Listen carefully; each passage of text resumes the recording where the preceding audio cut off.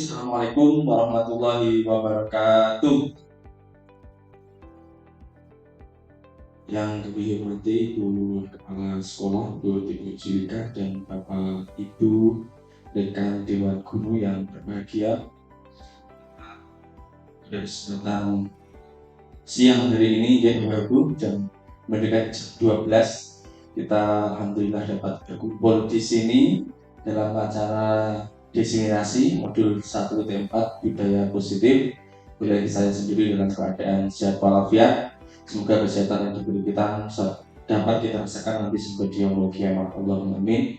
Kedua kalinya sholawat dan salam semoga tetap tercurahkan kepada junjungan kita Nabi Agung Muhammad SAW. Semoga kita di dunia mendapat barokahnya dan di akhir nanti mendapat syafaatnya. Amin Allahumma amin.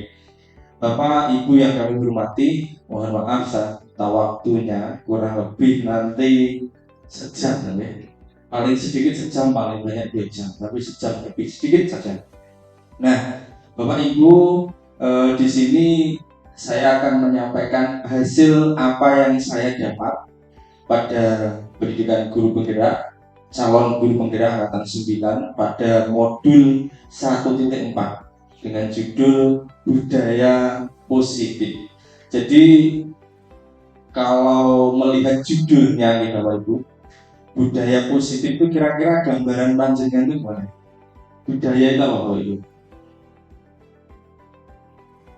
Kebiasaan.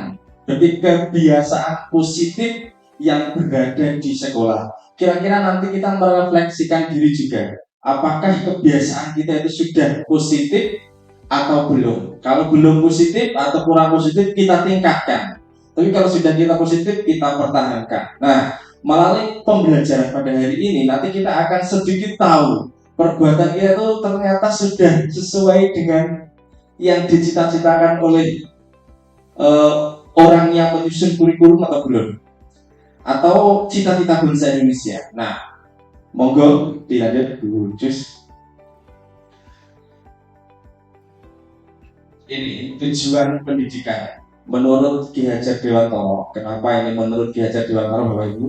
Jadi ruh dari kurikulum Merdeka itu letaknya ada di konsepnya Ki Hajar Dewantara. Ki Hajar Dewantara itu kan bapak pendidikan kita, yang kita dari dulu itu punya bapak pendidikan tapi kita tidak tahu konsepnya. Ya ngertine mau ing ngarsa sung tulodo, ing madya weton karsa tuturi handayati. Itu konsepnya sangat bagus. Tapi lebih jauh dari itu, Ki Hajar Dewantara itu mempunyai satu konsep yang sangat bagus nih. Tujuan pendidikan adalah menuntun segala kodrat yang ada pada anak-anak agar mereka dapat mencapai keselamatan dan kebahagiaan yang setinggi-tingginya, baik sebagai manusia maupun sebagai anggota masyarakat. Oleh sebab itu, pendidik itu hanya dapat menuntun tumbuh atau hidupnya kekuatan kodrat, berarti takdir yang ada pada anak-anak agar dapat memperbaiki lakunya, bukan dasarnya, hidup dan tumbuhnya kekuatan kodrat anak. Jadi anak itu diciptakan sudah mempunyai ciri, bentuk, dan karakter masing-masing. Bapak Ibu itu hanya menuntun kodratnya itu, tidak bisa merubah kodratnya. Maka dari itu tugas Bapak Ibu yaitu menciptakan pendidikan yang sesuai dengan karakter masing-masing individu anak. Nah, saya lanjutkan. Ini konsep yang bagus ketika kita menciptakan suasana lingkungan sekolah itu yang sesuai dengan karakter anak. Jadi kita tidak boleh memaksa individu satu dengan individu lainnya itu sama. Ini ruh kurikulum Merdeka. Jadi kenapa namanya Merdeka? Yaitu dimerdekakan secara pendidikan. Nah itu monggo Bu Jus lanjut. Kita kan menuju ke pengertian budaya positif. Jadi budaya positif di sekolah yaitu nilai dan kebiasaan di sekolah yang berpihak pada murid agar mereka dapat berkembang menjadi pribadi yang kritis, penghormat dan bertanggung jawab sesuai dengan profil pelajar Pancasila. Di sini tugasnya kita Bapak Ibu itu menciptakan suatu lingkungan dan kebiasaan positif, terutama untuk gurunya dan untuk muridnya, sehingga nanti dia akan mempunyai karakter profil pelajar Pancasila. Jadi kenapa kok ada profil pelajar Pancasila ini Bapak Ibu ya? Jadi kementerian itu menyusun kurikulum merdeka itu, yang disusun itu tujuannya dulu, karakter yang akan dicapai dulu. Ada berapa ini profil pelajar Pancasila? Tentu berapa Jis? 6. Nah, Bapak Ibu mungkin sudah hafal, tidak perlu saya ulang. Ada 6 itu. Nah, itu yang sudah kita nyanyikan setiap hari dan anak-anak juga sudah pada bisa. Nah, selanjutnya, jadi konsep yang akan kita pelajari ada 7 ya Bapak Ibu. Mungkin ada yang asing dari Panjenengan Sedoyo, mungkin ada yang sudah kenal atau baru baca. Yang pertama adalah perubahan paradigma belajar. Yang kedua, disiplin positif. Yang ketiga, kebutuhan dasar manusia. Yang keempat, motivasi perilaku manusia. Yang kelima, restitusi posisi kontrol guru. Yang keenam, keyakinan kelas. Yang ketujuh, segitiga restitusi. Ini perubahan paradigma belajar. Dalam membangun budaya positif sekolah dapat menyediakan lingkungan yang positif, aman dan nyaman agar siswa mampu berpikir, bertindak dan mencipta dengan merdeka, mandiri dan bertanggung jawab. Disiplin sangat berkaitan dengan kontrol guru terhadap siswa. Kita di sini diajak untuk berubah kan? Pandangan kita dari yang dulu mengekang siswa, sekarang kita itu menuju ke pembelajaran yang berpusat pada siswa. Siswa sebagai subjek dari pembelajaran. Kalau dulu subjeknya itu guru, satu-satunya sumber, sekarang siswa itu menjadi kadang lebih pintar daripada gurunya. Mungkin di teknologi, mungkin anak-anak sekarang yang mainan TikTok ya. TikToknya anak-anak itu bahkan lebih maju dibanding TikToknya Bapak Ibu guru. Artinya apa? Anak-anak itu sudah bisa lebih dulu daripada guru. Makanya sumber yang dipakai itu tidak hanya dari guru. Kadang murid pun jadikan sumber untuk membentuk atau memberikan pengetahuan kepada siswa-siswa lain. Nah, itu paradigma baru pembelajaran. Dan coba Bapak Ibu kita sencang ya. Sebentar. Anda dan teman Anda akan melakukan kegiatan. Cobalah buka namanya ya. Anda adalah A. Tugas Anda adalah mengepal salah satu tangan Anda. Coba Anda bayangkan bahwa Anda menyimpan sesuatu yang sangat berharga di dalam kepala tangan Anda. Anda perlu menjaga benda tersebut sekuat tenaga Anda, karena begitu pentingnya untuk kehidupan Anda. Tugas B, rekannya Anda tadi, adalah mencoba dengan segala cara untuk membuka kepalan tangan teman Anda. B boleh membujuk, menghardik, mengintimidasi, memarahi, menggoda, menggelitik, bahkan menawari Anda uang agar Anda bersedia membuka kepalan tangan. Jadi di sini kita membayangkan saja ada sesuatu yang sangat berharga dan di situ mau direbut oleh temanmu atau suruh membuka dengan berbagai macam cara. Coba kita jawab, kira-kira apakah Anda akan membuka kepala tangan Anda dengan bujukan, godaan atau paksaan teman Anda? Kira-kira dibuka atau bukan Bapak Ibu? Tidak. Kenapa tidak dibuka? Alasannya sangat berharga. Mungkin dalamnya itu kalau dibuka bisa meledak atau bisa membuat kita itu mati ya. Yang kedua, apakah Anda akan bertahan dan menolak membuka kepala tangan sampai sekuat tenaga Anda? Betul nggak? Akan menolak atau bukan? Menolak. Jadi kita berikan murid kita itu sebagai orang yang sudah memiliki atau kodratnya. Guru itu memaksakan kehendaknya untuk merubah kodratnya itu, kira-kira bisa tidak? Tidak bisa. Tugas guru itu hanya menuntun laku anak. Mungkin kita punya siswa yang kiranya ada yang super khusus, nakal ya nggak nakal, tapi angel diatur.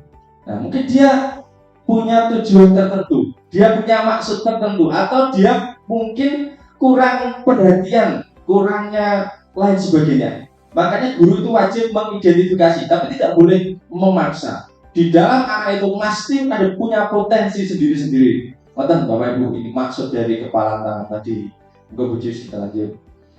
Nah, ini adalah miskonsepsi teori kontrol. Jadi ini ada teori kontrol dari William Glasser. Ini ilusi. Ilusi itu bayangan yang tidak benar, terbayang-bayang tapi tidak kelihatan. Jadi ilusi guru mengontrol murid. Jadi ini salah. Miskonsepsi tentang ilusi guru mengontrol murid itu salah. Yang kedua, bahwa semua penguatan positif, efektif dan bermanfaat itu juga belum tentu benar. Ketika kita memberi penguatan positif terus, itu efektif dan bermanfaat belum juga tentu benar. Yang ketiga, kritik yang dan membuat orang merasa bersalah dapat menguatkan karakter. Itu hanya ilusi. Ini teorinya ini yang mengatakan, bukan saya. Yang keempat, ilusi bahwa orang dewasa memiliki hak untuk memaksa. Jadi kita sebagai guru itu jangan berilusi. Kita itu punya hak untuk memaksa anak itu. Makanya lahirnya kurikulum merdeka ini yang ditandai dengan kemerdekaan itu, nanti Bapak Ibu guru lambat laun akan merubah persepsi Anda tentang paradigma pembelajaran.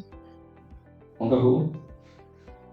Nah, ini ada perbandingan tentang stimulus respon dan juga teori kontrol. Ini, kalau stimulus respon realistis, kebutuhan kita sama. Jadi kita membandingkan antara individu satu dan individu lainnya itu kebutuhannya sama. Itu stimulus dan respon. Tapi kalau kontrol, realitas kebutuhan kita berbeda. Jadi kebutuhan antara masing-masing individu itu berbeda. Ini yang mendasari nanti adalah pembelajaran berdiferensiasi. Jadi kita menganggap bahwa kebutuhan kita itu sama, itu adalah hal yang tidak dibenarkan. Karena ternyata masing-masing dari individu itu mempunyai kebutuhan yang berbeda-beda. Yang kedua, semua orang melihat hal yang sama. Teori kontrol mengatakan setiap orang memiliki gambaran yang berbeda. Ini dapat saya bayangkan atau panjenengan bayangkan ketika panjenengan masuk bersama-sama Bapak Ibu guru di sekolah ini, yang Anda lihat dari masing-masing sudut ini pasti berbeda-beda. Ada yang nonton banner bullying tadi, ada yang nonton banner narkoba, ada yang nonton mungkin wis ini kurang bersih, ada yang nonton mungkin suasananya sejuk dan lain sebagainya. Maka setiap orang memiliki gambaran yang berbeda-beda. Yang ketiga, kita mengubah orang agar kita mencoba mengubah orang agar berpandangan sama dengan kita.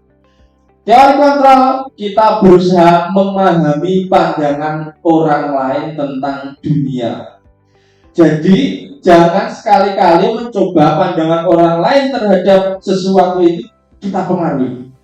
Nah, kita ajak, pandangannya harus begini. Tidak, kita beri kebebasan bahwasanya setiap orang itu memahami sesuatu itu berbeda-beda.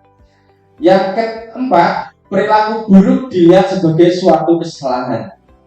Nah, ini sering ya, kita terutama saya juga ada anak yang berperilaku mungkin kurang benar, tidak benar, kita anggap sebagai kesalahan. Di teori makna semua perilaku memiliki tujuan. Jadi kadang anak-anak itu berperilaku mempunyai tujuan. Nah, tujuannya apa? Nanti kita gali, kita arahkan sedemikian rupa. Yang sebenarnya adalah orang lain bisa kontrol saya. Itu stimulus respon. Hanya Anda yang bisa mengontrol diri Anda. Jadi ini saya singgung. Hukuman itu bisa mengontrol memang sesaat, tapi lambat laun kedepannya yang bisa mengontrol anak-anak itu adalah dirinya sendiri. Maka hukuman itu tidak efektif. Yang berikutnya, pemaksaan ada pada saat bujukan gagal. Kolaborasi dan konsensus menciptakan pilihan baru. Yang terakhir, model berpikir menang kalah. Model berpikir menang-menang. Ini yang perlu kami garis bawahi. Di situ, kalau teori stimulus respon mengatakan, oh saya menang, dia kalah. Kalau teori kontrol menang-menang. Jadi dia juga menang, saya juga menang. Jadi tidak ada yang didiskreditkan. Jadi ada dua orang atau banyak orang, tidak ada yang kalah, tapi semuanya menang dari sudut pandang yang berbeda-beda. Nah, disiplin positif, Bapak Ibu, coba kalau ada kata disiplin, kira-kira gambaran panjenengan apa? Ayo dibantu. Tepat waktu. Patri, disiplin. Sesuai aturan. Ada lagi? Tanggung jawab. Nah, dari rangkaian yang Bapak Ibu sampaikan tadi, mungkin kita akan mengetahui apa makna disiplin itu. Saya juga mengutip dari Ki Hajar Dewantara. Ini jadi fan berat saya memang. Oke. Di mana ada kemerdekaan, disitulah harus ada disiplin yang kuat. Sungguh pun disiplin itu bersifat self-disiplin, disiplin diri, yaitu kita sendiri mewajibkan dengan sekeras-kerasnya. Dan peraturan yang sedemikian itu harus ada di dalam suasana yang merdeka. Disiplin menurut Ki Hajar Dewantara itu adalah bersifat lahir dari diri kita sendiri, bukan lahir dari sebuah adanya aturan. Lahir dari seadanya aturan itu tidak akan bertahan lama. Tapi kalau kita sadar diri, ya aku mangkat sekolah isu-isu ini, ya karena tanggung jawab terhadap diri saya sendiri, itu akan bertahan lama. Tapi kalau mangkat sekolah, saya takut butiku nanti go di supervisi jelek, itu akan, kalau butiku sudah tidak dari sini, disiplinnya akan hilang. Maka disiplin menurut Ki Hajar Dewantara itu ketika ada kemerdekaan, anak-anak kita itu dimerdekakan, maka dengan sendirinya dia akan melahirkan disiplin diri. Nah, di sini yang ditekan oleh Ki Hajar Dewantara. Ini disiplin berasal dari kata disiplina. Bahasa ini bahasa juga, yang artinya belajar. Disiplin mengacu pada disiplin diri yang memiliki tanggung jawab terhadap apa yang dilakukannya berdasarkan nilai-nilai yang diyakini. Jadi ketika panjenengan itu disiplin, punya nilai-nilai sendiri dalam diri, itu disiplin yang bagus. Disiplin positif merupakan salah satu cara penerapan disiplin yang bertujuan untuk menumbuhkan kesadaran serta memberdayakan peserta didik tanpa imbalan penghargaan, ancaman, dan hukuman. Di kurikulum Merdeka, kenapa di sekelas itu tidak ada ranking? Ini jawabannya.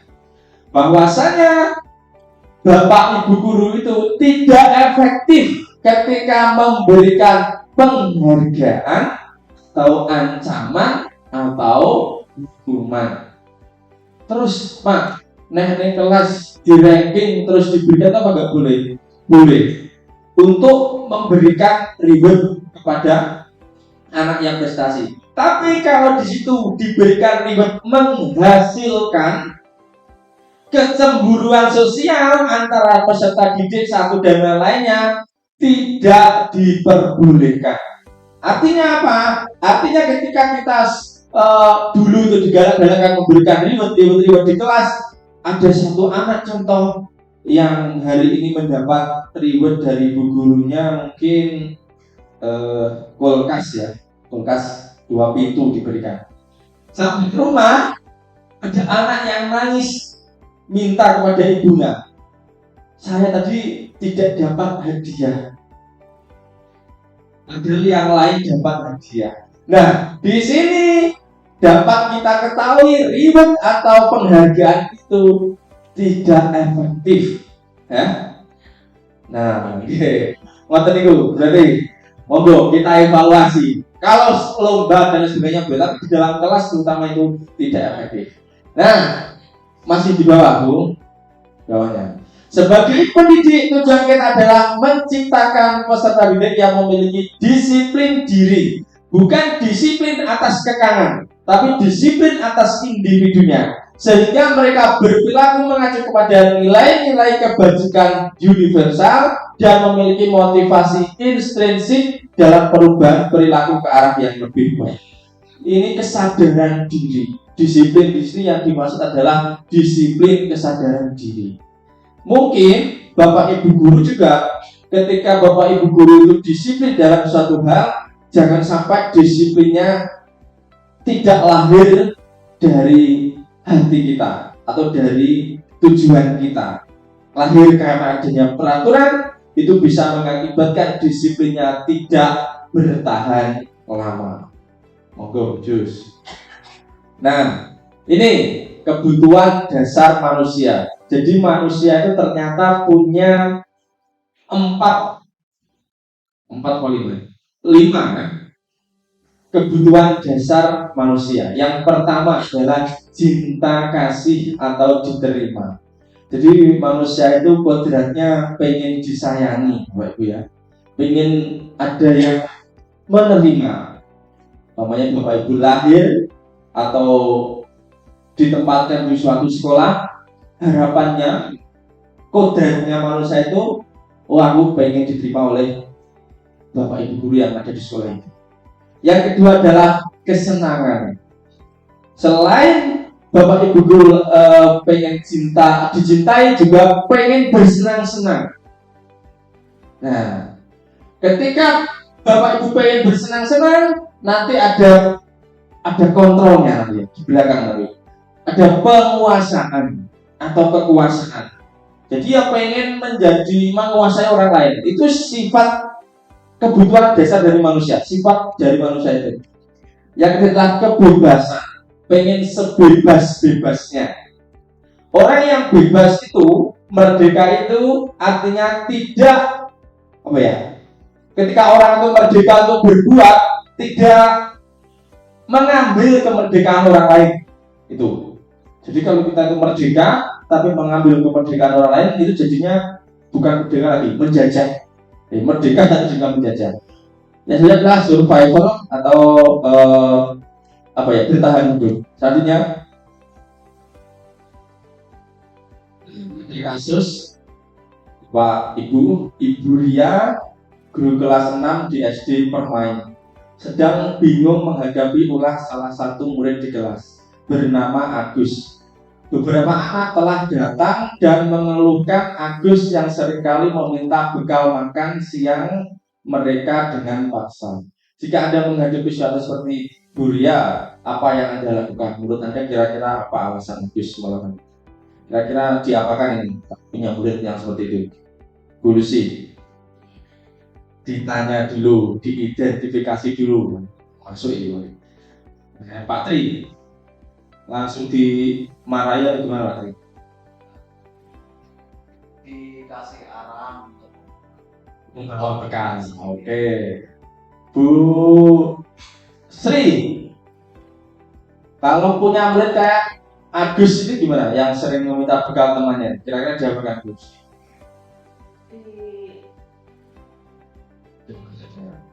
Semua ditanya dulu. Oke, kita lanjutkan. Tuh. Nah, ini ada sisi positif. Ibu Ria sebaiknya Agus melakukan tindakan tersebut agar tahu kebutuhan mana yang sedang berusaha dipenuhi oleh Agus. Mungkin Putri tadi menjawab disuruh membawa bekal. Berarti itu ada di poin 1. Agus lapar dan orang tuanya tidak membawakan bekal makan siang. Jadi perlu tidak identifikasinya apa yang dilakukan Agus tadi. Ternyata kalau Agus lapar terus minta temannya, berarti kita punya satu solusi. Kayak Pak Dwi tadi, disuruh membawa bekal sendiri. Yang kedua, teman Agus jadi perhatian Agus. Seusil anak.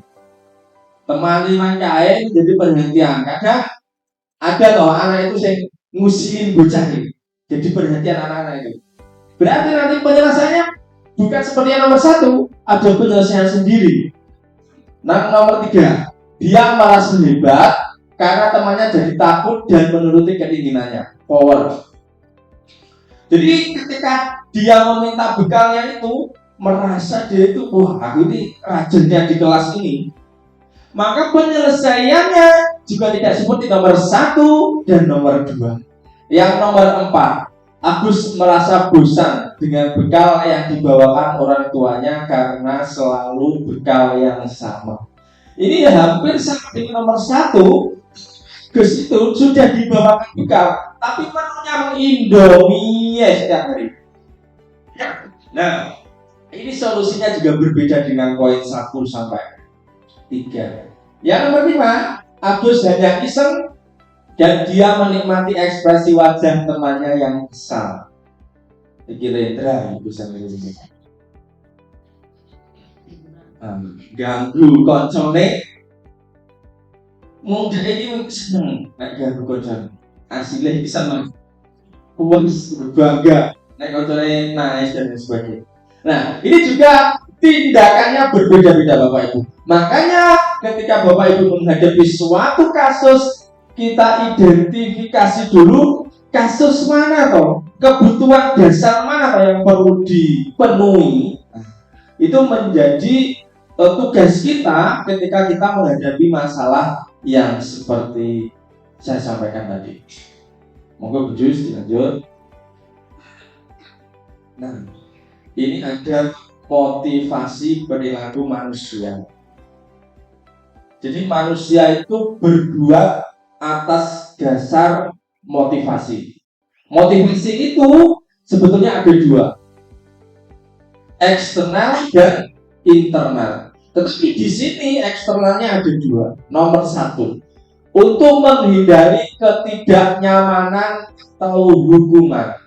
Apa yang akan terjadi apabila saya tidak melakukannya? Suatu orang yang tidak melakukan sesuatu itu hanya menghindari hukuman. Contoh, guru ini membuat aturan kelas. Di kelas anak-anak yang tidak membawa hasduk, 3 boleh mesti BC. Itu anak-anak berbuat sesuatu yang diinginkan guru itu atas dasar hukuman. Betul ini kita ke sekolah. Aku nih, nyapa dok? Ada yang dimen, anu tuh pak. Aku mah ya cocok orang ngerti. Kau anu tidak rusi IBC. Itu kan hukuman. Boleh enggak pak? Ya nanti dilihat teorinya.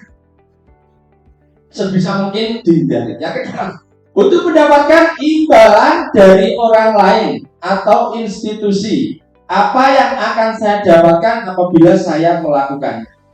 Yang atas itu hukuman, yang kedua itu imbalan.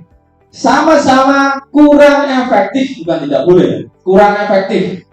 Mungkin tidak boleh, masih ada yang siswa yang paling yang memang nanti kita lihat bagaimana penyelesaiannya, ada solusinya di sini.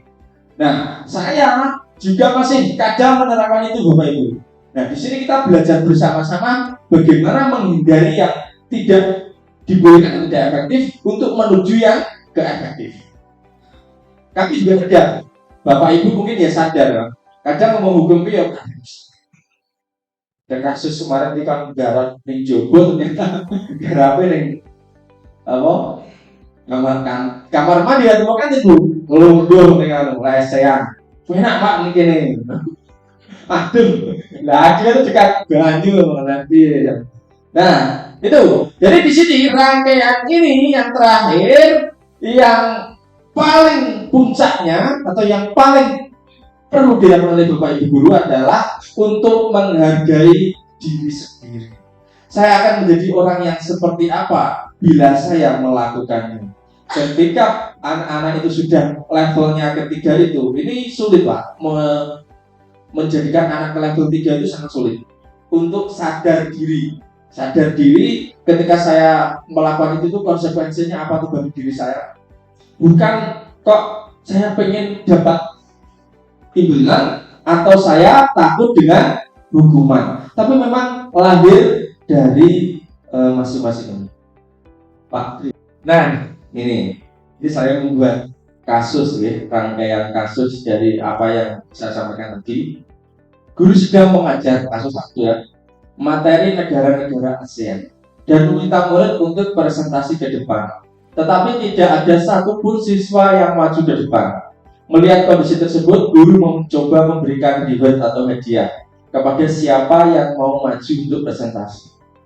Setelah itu, anaknya kira-kira mumpung nambahan Mbak Ibu, semangat.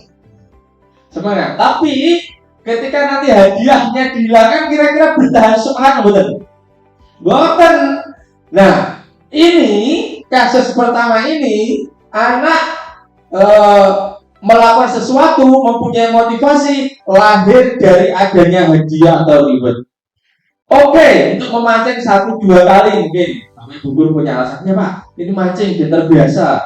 Tapi kadang karena kalau nggak ada hadiah, wah orang hadiah Pak, gak Pak. Nah, itu karena sering diberi reward. Di kurikulum merdeka reward tidak dibenarkan.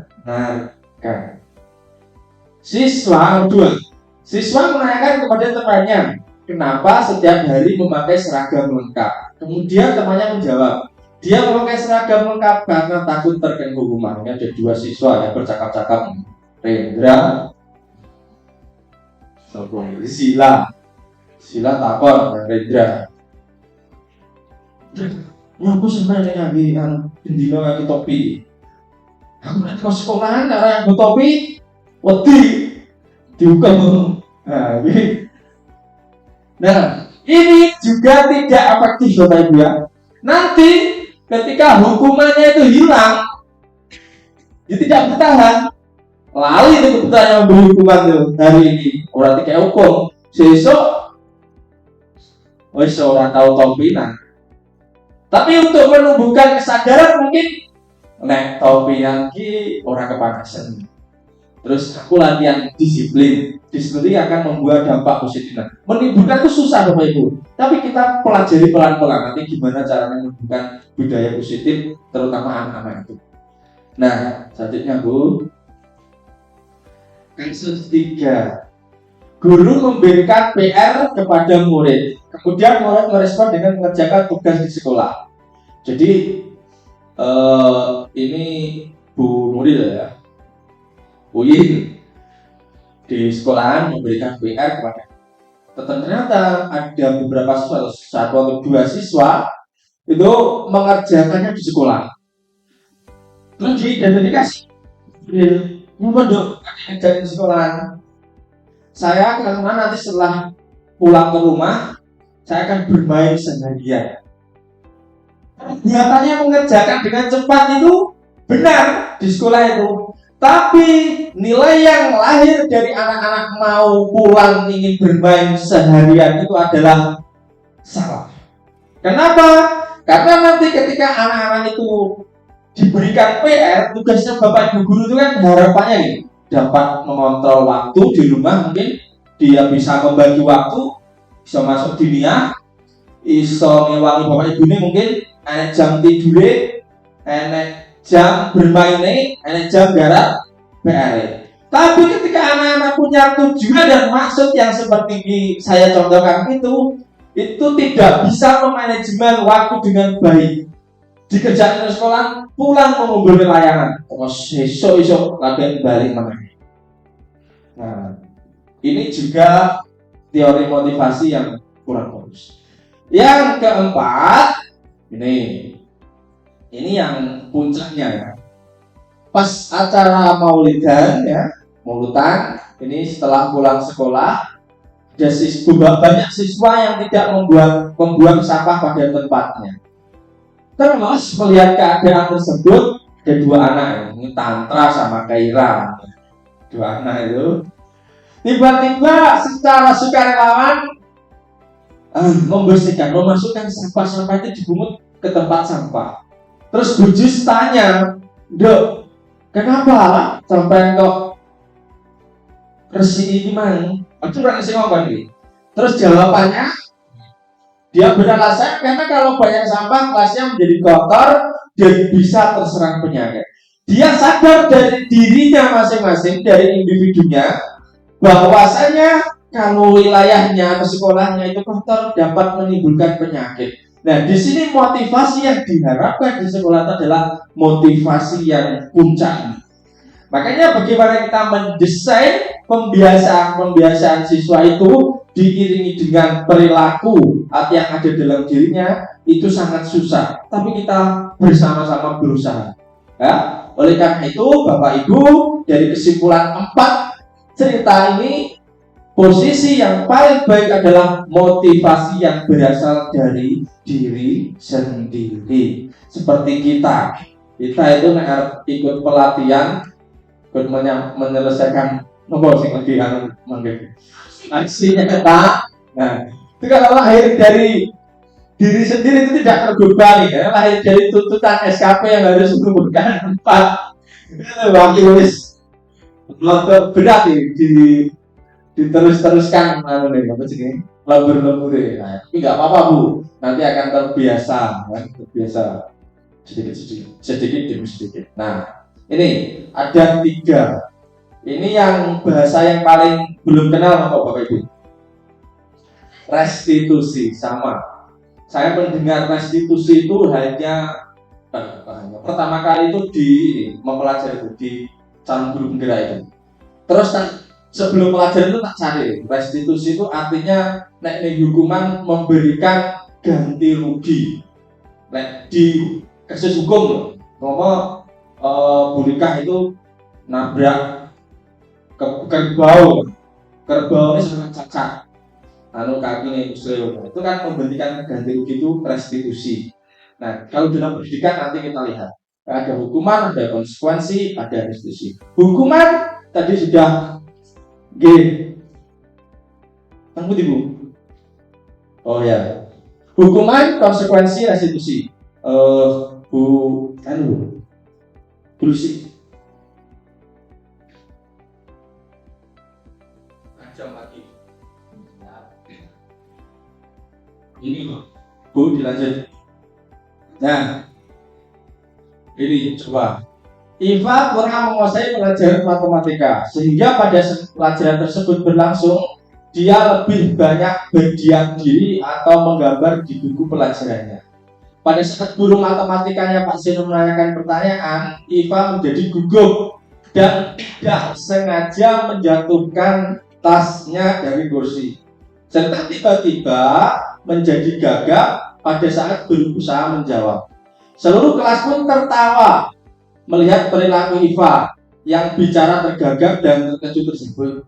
Pak Seno pada saat itu membiarkan teman-temannya Iva menertawakan Iva yang tergagap dan malu luar biasa, dan malah minta Iva untuk maju ke depan dan berdiri di depan kelas sambil menunjuk hidungnya karena tidak bisa menjawab pertanyaannya.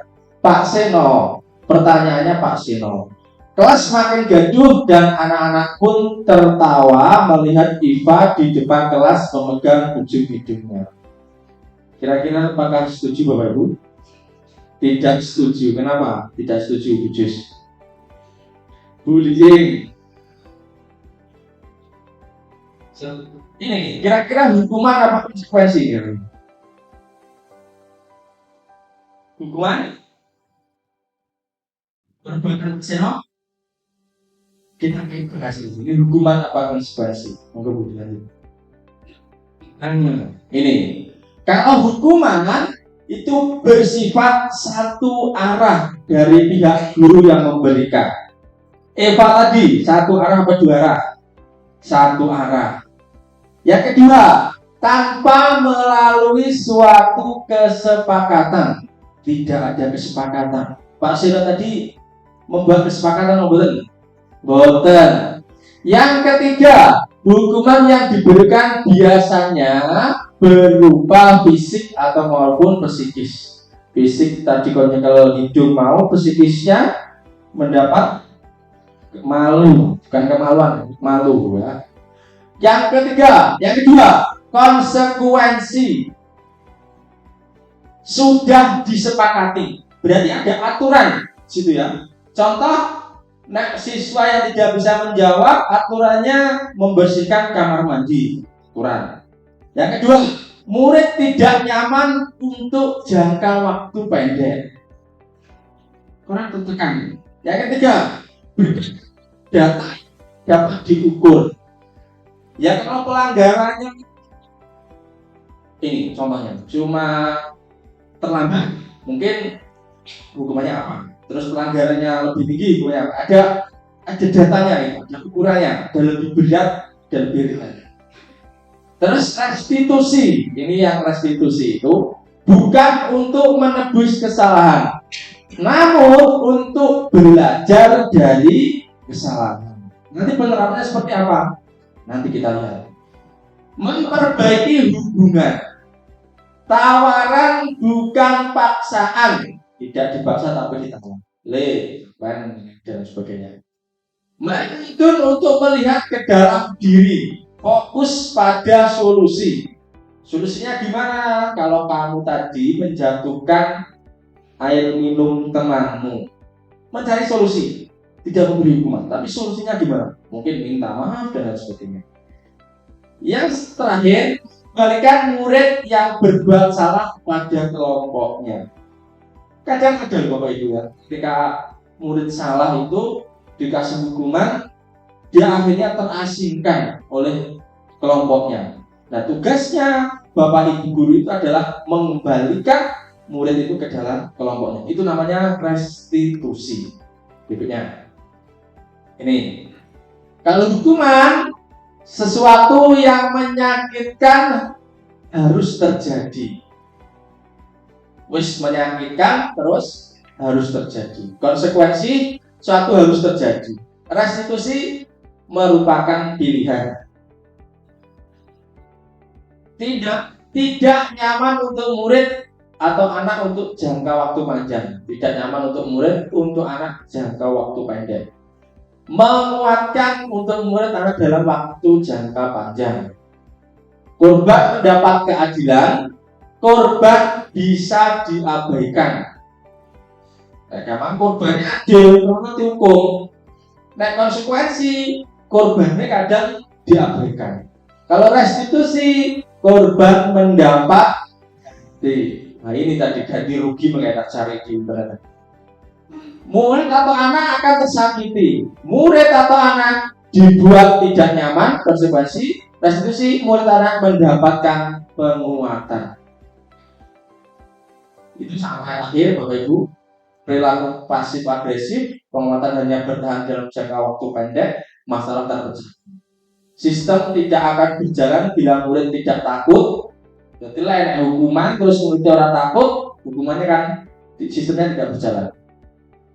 Terus yang konsekuensi memerlukan monitoring dan supervisi terus-menerus dari guru. Jadi diawasi benar-benar anak-anak itu konsekuensi. Kalau restitusi, murid belajar bertanggung jawab untuk perilakunya. Jadi tidak terikat sama peraturan, tidak terikat sama hukuman, tapi bertanggung jawab terhadap perbuatannya. Berlaku hanya pada sebuah institusi, tidak berlanjut pada kehidupan nyata. Hukuman. Itu loh buatan Bapak Ibu. Betul, karena dihukum ini masyarakat orang mungkin loh, neng omah terus dihukum ya Bapak Ibu. Jadi hukuman itu akan tidak berlanjut di kehidupan nyata, hanya mungkin di sekolah saja. Adalah membantu penerapan mengikuti peraturan dalam masyarakat. Fokus pada pemecahan masalah dalam jangka waktu panjang. Peraturannya adalah kamu harus untuk hukuman. Kalau konsekuensi, apa peraturannya? Mampukah kamu melakukannya? Terima kasih. Kalau restitusi, apa yang kamu yakini? Oh, tadi sudah membuat keyakinan kelas lawan kelas. Apa peraturan kelasnya? Nah, dan sebagainya itu. Apa yang bisa kamu lakukan untuk memperbaiki masalah ini? Gitu. Jadi tidak menghukum dan tidak merestitusi lah, memberikan ganti rugi. Murid atau anak membenci peraturan, dibenci bukan? Dibenci ya hukuman dibenci. Murid atau anak menghormati peraturan konsekuensi karena kita sudah membuat. Kalau restitusi, murid atau anak menghormati dirinya dan orang lain. Karena hak kita itu dibatasi oleh hak orang lain. Kita tuh berhak apa aja berhak, tapi orang lain itu juga berhak. Jadi dibatasi. Kita berhak seumpama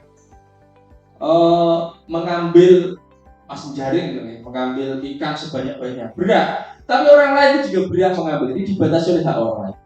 Enggak Bu, dilanjutkan.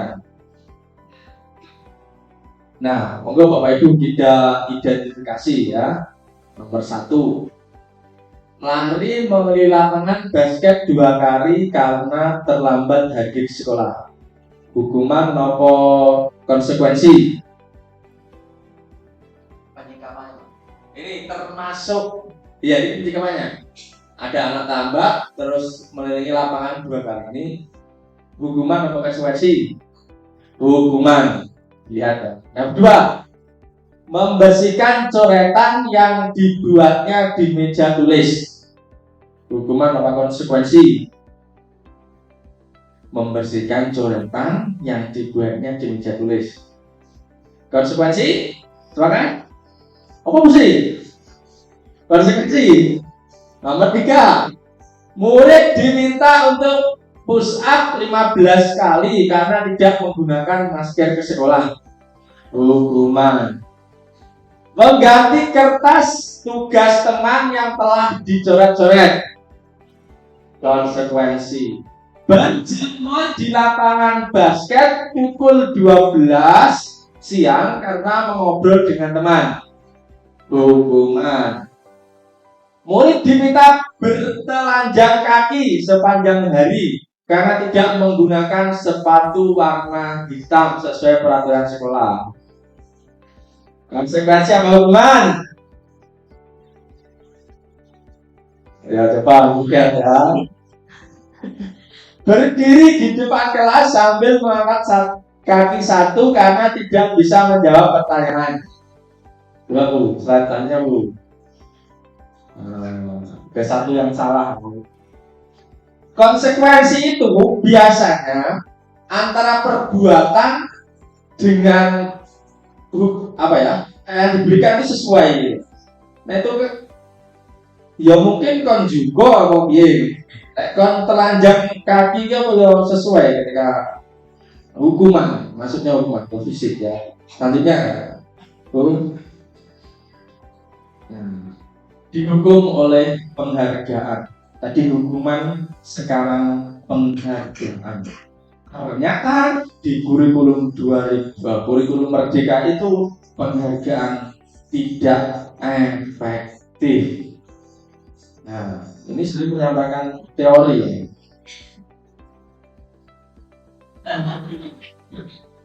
Pokoknya jika penghargaan itu menghasilkan kecemburuan atau mungkin anak ini malah apa ya, tergantung pada penghargaan itu. Nah, tapi kalau kayak perpisahan ya sebetulnya boleh, saya boleh. Yang nggak boleh itu ketika di kelas itu terus serba hadiah. Nah ini penghargaan tidak aktif. Jelas ya, penghargaan itu hanya berlaku ketika diberikan penghargaan. Untuk kedepannya penghargaan tidak ada. Penghargaan rusak hubungan. Ini antara satu dengan yang lain ada kecemburuan sosial. Apa tuh dia biasanya? Yo, pas jalan sehat, enak sing ora oleh durpres kan kon mukone teman. Itu kan merusak hubungan. Penghargaan mengurangi ketepatan. Maksudnya begini, Bapak Ibu. Pas mengerjakan Bulusi memberikan tugas kepada siswanya itu membuat global ya, bumi itu, dari batok apa dari apa, membuat bintang itu ya dari kelapa lah, gambar. Ini maksudnya gini. Ketika ada penghargaan, siapa yang cepat nomor 1 besok tak kasih wadah minum 4 minum. Itu akan mengurangi ketepatan. Jadi pembuatannya itu cepat. Berlomba-lomba untuk mendapat hukuman. Fokusnya itu hukuman. Fokusnya adalah mendapat penghargaan. Yang ketiga, menurunkan kualitas. Jadi kualitasnya turun dari yang seharusnya seminggu bisa dikerjakan maksimal, dikasih hadiah itu cepat-cepatan tadi. Penghargaan mematikan kreativitas. Yang fokusnya memang terhadap penghargaan tadi. Penghargaan menghukum. Bahkan penghargaan dikatakan bisa menghukum. Nah ya itu tadi, bisa jadi banyak siswa yang fokusnya adalah penghargaan. Lanjut. Banyak. Nah ini Bapak Ibu, posisi kontrol guru. Ini ada 5. Kita menempatkan mau di mana ya ketika menjadi guru dan mendapatkan kasus terhadap sesuatu. Yang pertama, penghukum, pembuat merasa bersalah, teman, pemantau, manajer. Monggo Bu, lanjut. Sekarang kita ke posisi 5 kontrol tadi Bapak Ibu ya. Posisi 5 kontrol itu yang pertama adalah satunya itu penghukum ya. Itu yang pertama adalah membuat orang merasa bersalah. Kata-katanya begini, saya kecewa sekali dengan kamu. Terus penghukum, kamu tidak pernah benar melakukannya. Teman, ayolah lakukan demi ibu dan bapak. Ayolah, kayak teman nih. Pemantau, apakah kamu mau mendapatkan stiker bintang hari ini? Manajer, bagaimana kamu bisa menyelesaikan masalah ini? Penghukum, kamu selalu yang paling terakhir. Mungkin mangkat sekolah dan sebagainya. Selanjutnya, Bu. Kasus 1. Coba ini kita identifikasi. Kira-kira Pak Harun ini menjadi apa? Pada hari Senin, Pak Harun tidak masuk sekolah. Pak Harun merupakan guru matematika. Saat itu Bu Wati menggantikannya Pak Harun. Bu Wati baru 1 tahun menjadi guru SMP. Beberapa murid perempuan Vivi dan Natali mengetahui hal ini dan mulai menggunakan kesempatan dan bersifat seenaknya, tertawa dan tidak mengindahkan kehadiran Bu Wati. Bu Wati mencoba menyapa Vivi dan Natali dengan ramah sambil mengingatkan untuk tetap fokus pada tugasnya.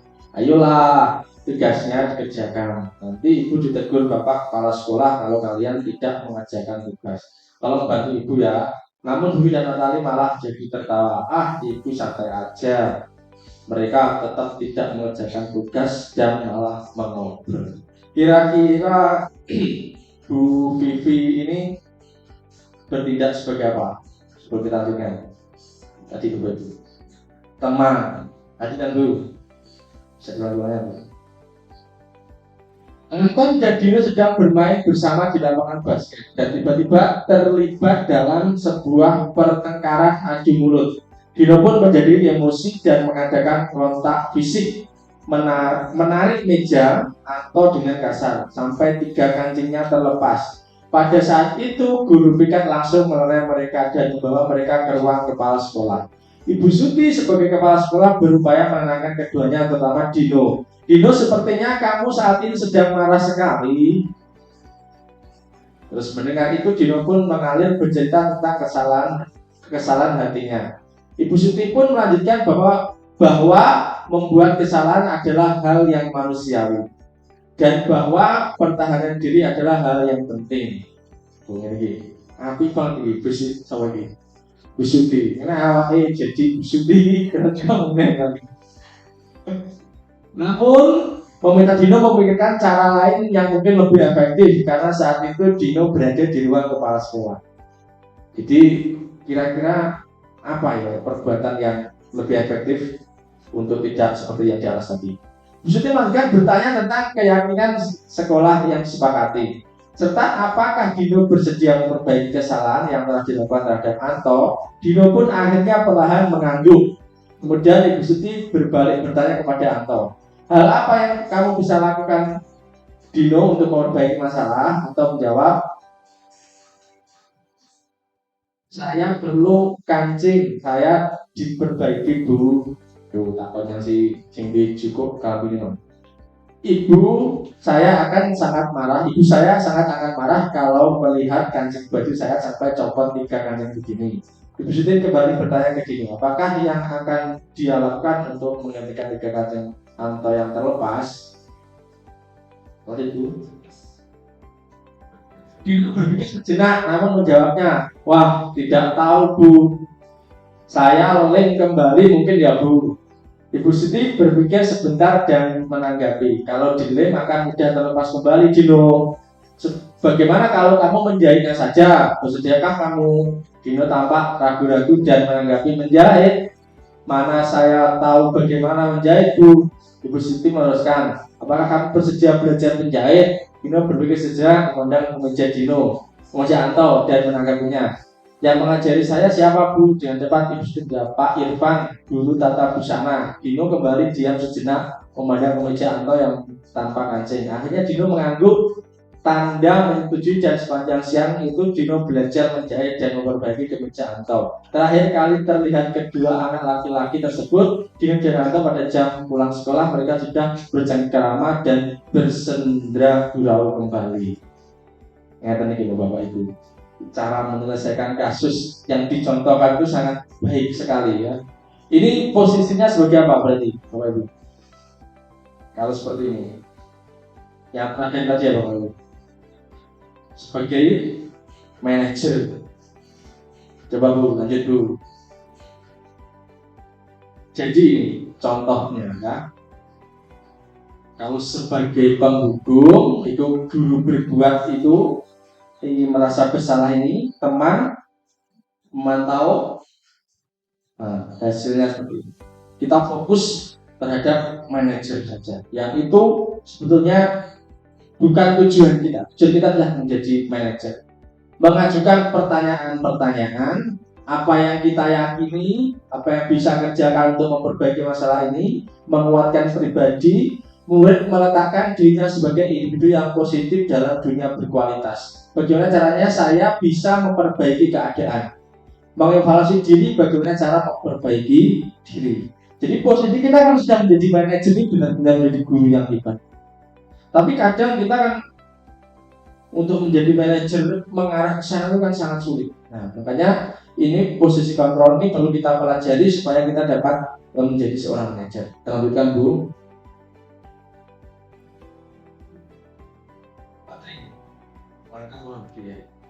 Oke. Keyakinan kelas. Jadi apa bedanya peraturan kelas sama keyakinan kelas Bapak Ibu? Sudah ada yang membuat peraturan kelas? Ambon? Gimana Bapak Ibu? Gajah kelas 6 kayak gitu. Jadi kita adalah nilai-nilai kebajikan atau prinsip-prinsip universal yang disepakati bersama secara universal, lepas dari perbedaan agama, suku, negara, dan bahasa. Menurut Gosen, suatu keyakinan akan lebih memotivasi seseorang dari dalam. Jadi seseorang akan lebih bersemangat untuk menjalankan keyakinannya daripada hanya sekedar mengikuti peraturan. Jadi peraturan itu biasanya ada kata-kata ini, yang terlambat membersihkan WC, itu peraturan. Nanti keyakinannya ada sendiri. Coba lanjut dulu. Peraturan itu aturannya ada dalam kelas. Nanti akan ditarik lebih tinggi menuju keyakinan kelas. Setelah keyakinan kelas itu terbentuk, akan menuju ke lingkungan yang positif. Setelah lingkungan yang positif, akan menghasilkan budaya yang positif. Itu irisan dari maksud dari lingkaran. Lanjut dulu. Ini bedanya Bapak Ibu. Kalau peraturan ini, selalu kembalikan buku ke tempatnya. Itu peraturan. Tapi kalau keyakinan, tanggung jawab. Jadi bertanggung jawab. Berarti oke, di universal. Tidak hanya itu. Hadir di sekolah 15 menit, dilarang mengganggu orang lain. Dirubah kata, menghormati orang lain dan diri sendiri. Itu keyakinan kelas. Nanti membuat keyakinan kelas Bapak Ibu di kelasnya masing-masing supaya ada keyakinan. Hadir di sekolah 15 menit sebelum pembelajaran mulai. Menghormati orang lain, komitmen pada tujuan. Dilarang melakukan kekerasan, keselamatan, menghargai orang lain. Dilarang menggunakan narkoba, kesehatan. Jadi universal. Tadi kesehatan banyak lagi yang dibahas. Bergantian atau menunggu giliran, menghormati orang lain, kesabaran. Kayak kelasnya. Gunakan masker, kesehatan dan keselamatan. Jangan berlari di kelas atau koridor, keselamatan dan keamanan. Kita lanjutkan dulu. Pembentukan keyakinan kelas. Keyakinan kelas bersifat lebih abstrak daripada peraturan yang lebih rinci dan konkret. Lebih luas, ya, jadi nanti bisa mengcover beberapa. Keyakinan kelas berupa pernyataan universal, jadi lebih umum. Kayak pernyataan keyakinan kelas dibuat dalam bentuk positif, tidak negatif, dilarang dan sebagainya, positif. Keyakinan kelas sebenarnya tidak terlalu banyak sehingga mudah diingat dan dipahami. Keyakinan kelas sebaiknya sesuatu yang dapat diterapkan di lingkungan tersebut. Semua warga kelas ikut berkontribusi dalam pembuatan keyakinan kelas lewat kegiatan curah pendapat. Bersedia meninjau kembali keyakinan kelas dari waktu ke waktu, karena ini kadang ada tambahan dan ada pengurangan. Lanjutkan dulu. Ini segitiga restitusi. Baru mendengar Bapak Ibu? Segitiga restitusi. Ini ruhnya atau poin dari pembicaraan hari ini yang menurut saya sangat indah adalah segitiga restitusi. Proses menciptakan kondisi bagi murid untuk memperbaiki kesalahan mereka, sehingga mereka bisa kembali pada kelompok mereka dalam karakter yang lebih kuat. Jadi ketika anak-anak itu melakukan kesalahan, kembali lagi ke kelas atau kelompok mereka itu karakternya itu lebih kuat. Guru dan untuk murid menjadi lebih memiliki tujuan, disiplin positif, serta memulihkan dirinya setelah berbuat salah.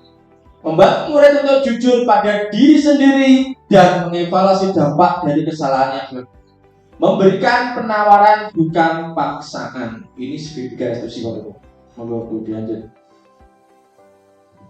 Nah, ini ada 3 langkah segitiga restitusi. Segitiga restitusi ini dilakukan ketika kita menemui masalah dalam kelas. Yang pertama adalah menstabilkan identitas.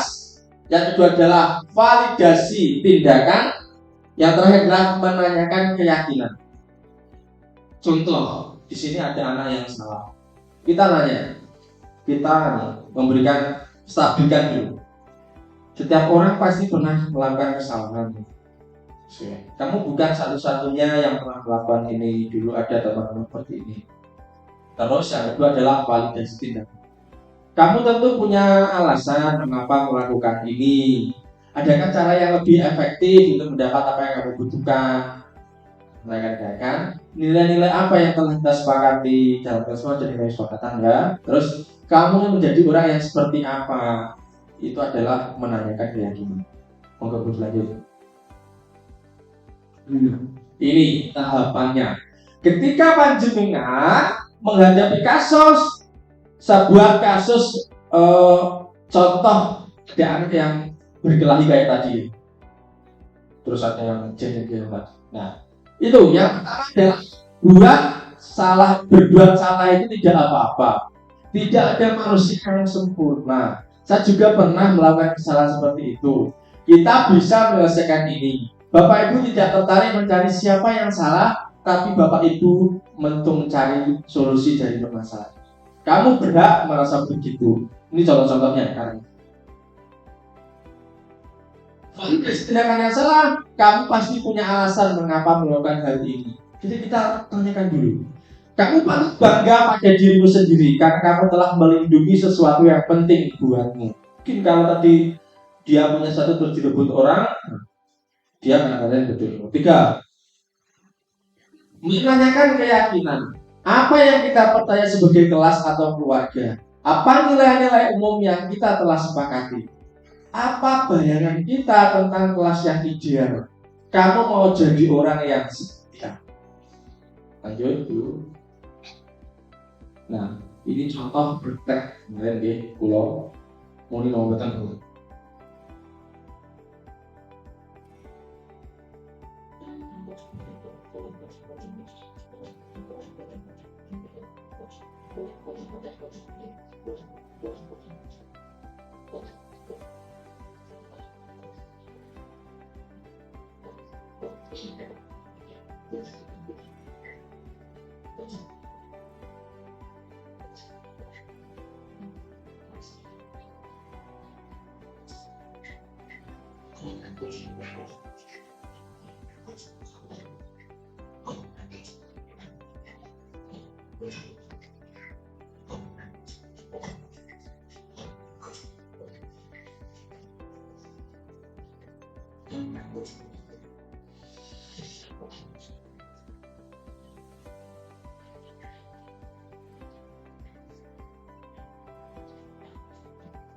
Mas Pedra, apa yang kamu?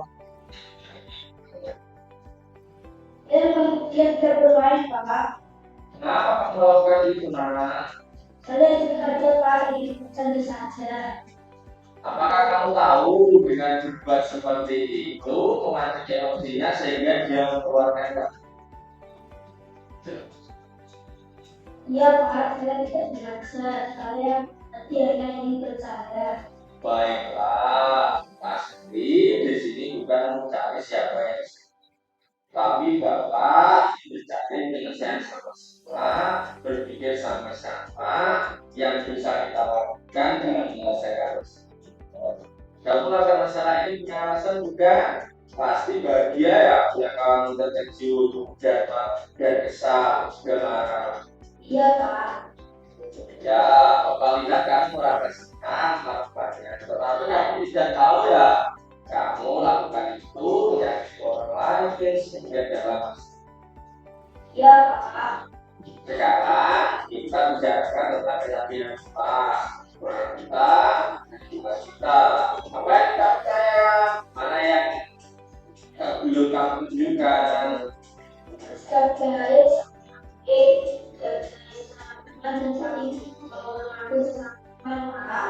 Kamu mengingat dengan detail keyakinan kelas kita, tapi dengan ujian sekolah yang sedang itu sudah menjadi sudah bayar dengan kelasmu. tidak, Pak. Kalau begitu, kamu menjadi orang seperti apa kalau kamu bersikap di kelas? Dia ingin menjadi orang yang baik dan bisa menghargai teman-teman. Baiklah, sekarang yang bisa kamu lakukan apa untuk menyelesaikan masalah ini? Saya akan minta maaf kepada yang sudah berjanji untuk tidak mengulangi Pak. Terus, tapi sekiranya berjuang lagi bagaimana? Saya bersedia menerima sanksi yang Bapak berikan. Baiklah, akan coba. Baiklah, ya pasti. Baik Pak. Terima kasih Pak.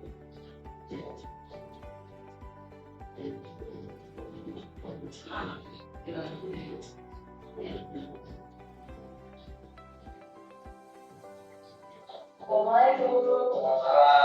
Masuk.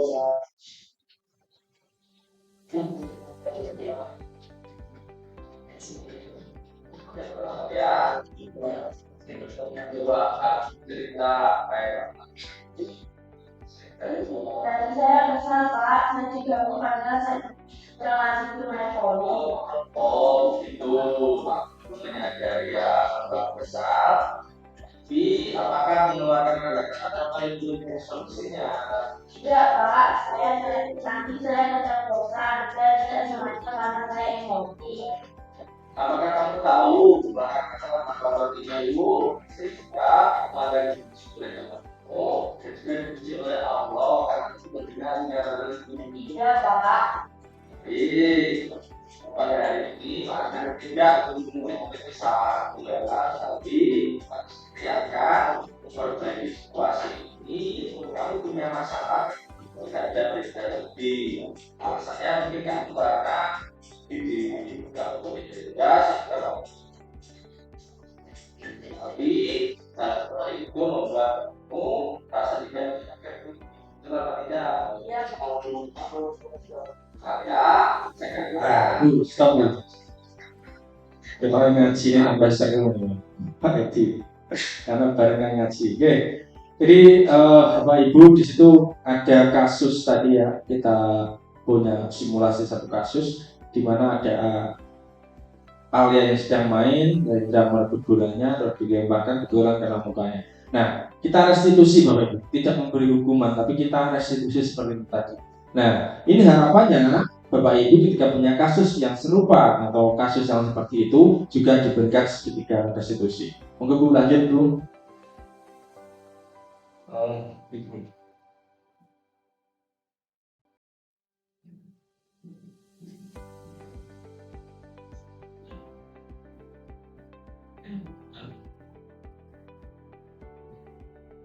Ditampung nih, digeser Bu. Ya. Terus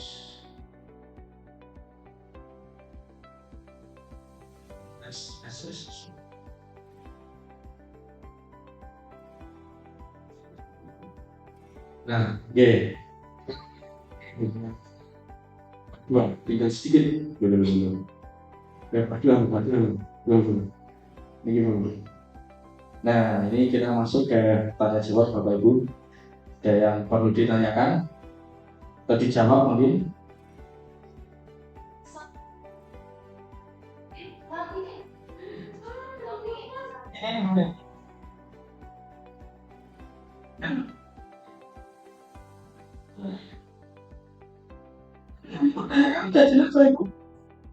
Kalau tidak ada kita masuk ke refleksi. Lanjut dulu. Nah, lebih refleksi ini saya kirim dulu linknya. Bawa HP semua ya. Bapak Ibu, demikianlah muat kita pada siang hari ini. Semoga dapat apa yang saya sampaikan tadi dapat berkah dan juga pemahaman kepada Bapak Ibu dan nantinya di sekolah kita. Okay? Sekian, ada kurang lebihnya saya mohon maaf. Bila taufiq wal hidayah. Assalamualaikum warahmatullahi wabarakatuh.